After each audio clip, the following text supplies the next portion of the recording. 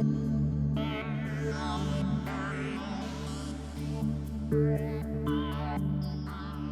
guys, Flames here. I just want to talk to you about the new GUI update in Entheogen.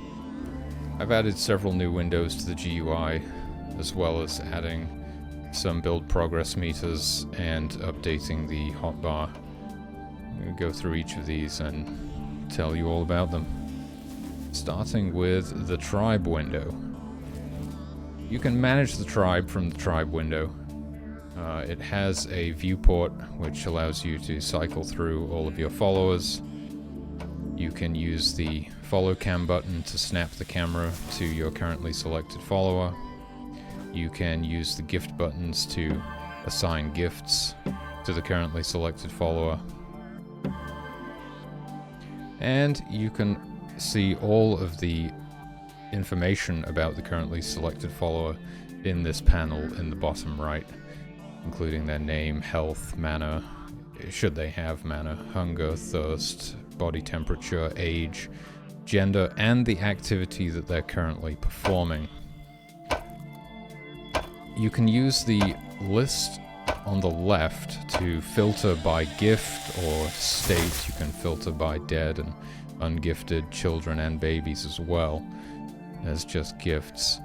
But it makes it a lot easier to find whoever you're looking for in the tribe, as that was quite tricky before the tribe menu. You can also select multiple options and cycle through your selection.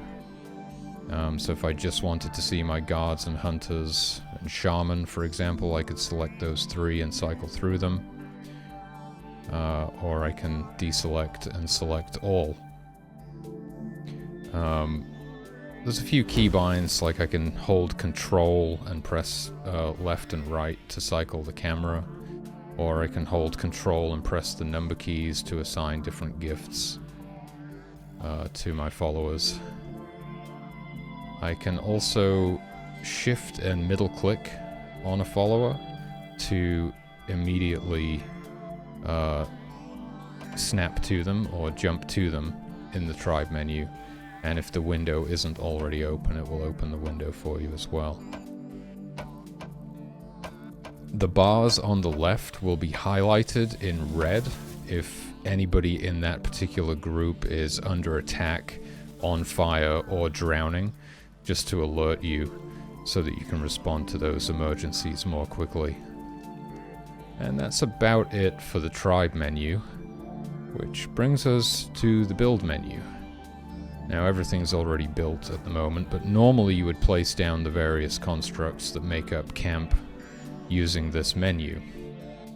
It has replaced the radial build menu, which used to be on the obelisk at the center of camp. I can still demonstrate to you how this works by building a drum. If I click and hold on the drum icon, it will select a drum and hide all open windows so that you can see where you're placing it. And when I place that in the world, all of the windows will be reopened again. And that's basically it for the build menu, which brings us on to the camp menu. That drum that I have just placed will now be visible in the camp menu, which lists all of the various constructs that make up camp. I can select each of these and see them in the viewport here. Again, I can click the camera button to snap to them. I can cycle through them with the arrows. And in the bottom right is a list of the current occupants or users of the currently selected construct. Looks like my carpenters are just about to finish building the store. As you can see, now that the store is complete, it displays the internal temperature and the total items in the store, as well as down here if anybody withdraws something or is depositing something into the store, they will appear on the users list. I'm just going to go ahead and get one of these tents built real quick so that I can show you what that looks like as well.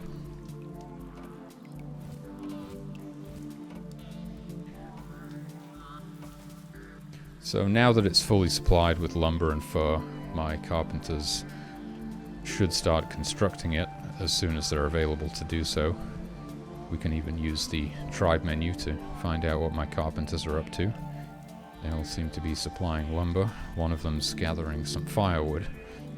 But once they've done that, I'm sure they'll start working on this tent. Unless they want to go get something to eat or something like that.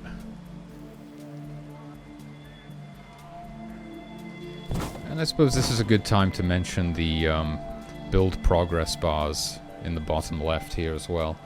Whenever you have a construct in camp that needs building or repairing, it will show up as one of these progress meters here to tell you how much lumber and fur is required and how far along in the build process it is.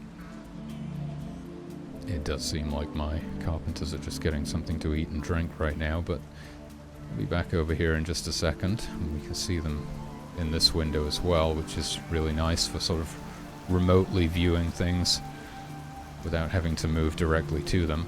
There we go, we've got the first hut built, and it's raining, so people are going to want to shelter from the rain. And we can see the occupants list filling up as they head inside. And over here we have the number of occupants as well as the maximum occupants, the current fuel inside of the tent, and the current internal temperature of the tent.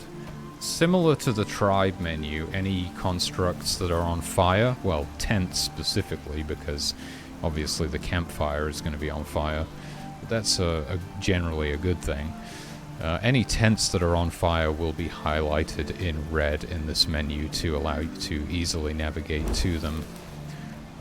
You can also freely reposition things in this menu, so you can reorder them by dragging and dropping them into whatever order you like to make it easier to navigate the list. And as with the tribe menu, I can shift middle click on any of the constructs to immediately jump to that construct in the camp menu. And that's about it for the camp menu. Which brings us on to the miracles menu, which is essentially a spell book. And we're being attacked. Let's just make sure nobody dies. The miracles menu contains all of your currently unlocked miracles. It expands page by page as you add more miracles to it by unlocking them from miracle shrines using your worshippers. And the miracles can be dragged and dropped from the miracle book onto the hotbar. And that's essentially it for the miracles menu, which brings us to the hotbar itself. I've updated the hotbar to display tooltips when you hover over the miracles now, which include the name, the power cost, in some cases the damage and duration, and a short description of each miracle.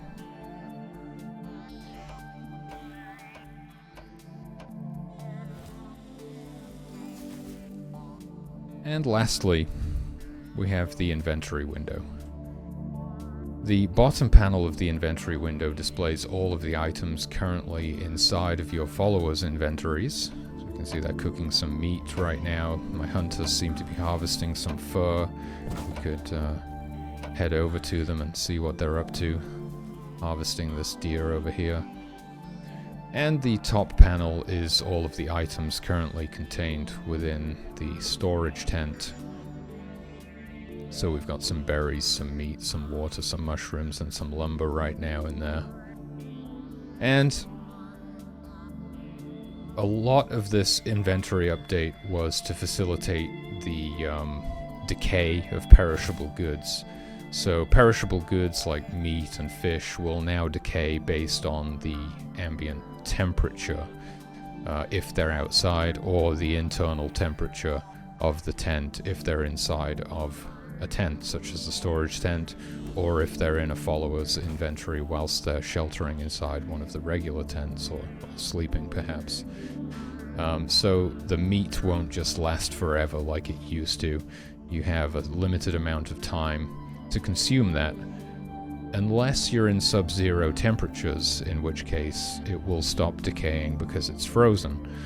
And the higher the temperature, the faster the perishable goods will decay.